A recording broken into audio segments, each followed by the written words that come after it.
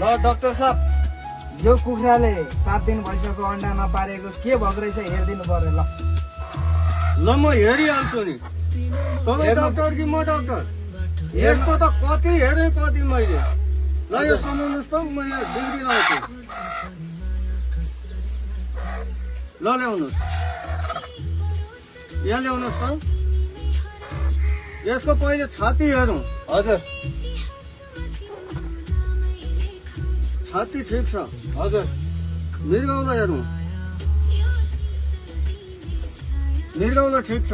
हजुर कलेजो हेरौँ। कलेजो ठिक छ। फोक्सो अलिकति खराब जस्तो छ। हजुर भुटन हेरौँ। हजुर भुटनिया छ।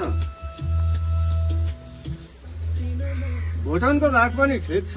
हजुर अन्डा चाहिँ अलिकति खराब जस्तो छ। अन्डा भित्र जम्मा भएर बसेको छ। हजुर दारो र अन्डा रहेछ। भरैदेखि चाहिँ यसले भट्टाभट निकाल्छ। 1 दर्जन अन्डा जम्मा भएर बसेको छ यसको। अरू कुरा ठिक छ। गाड हेरौँ। गाड पनि ठिक छ। अलिकति दाना कम भयो हो कि जस्तो छ। त्यसो भए फुकफाक गरिदिनु पर्यो नि त डाक्टर साहब। ल एकचोटि फुकिदिन्छु म। हजुर ल हस्।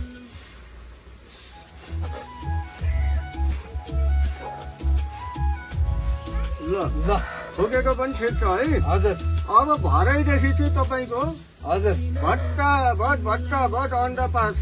हजुर दारो र अन्डा एकैचोटि निकाल्छ।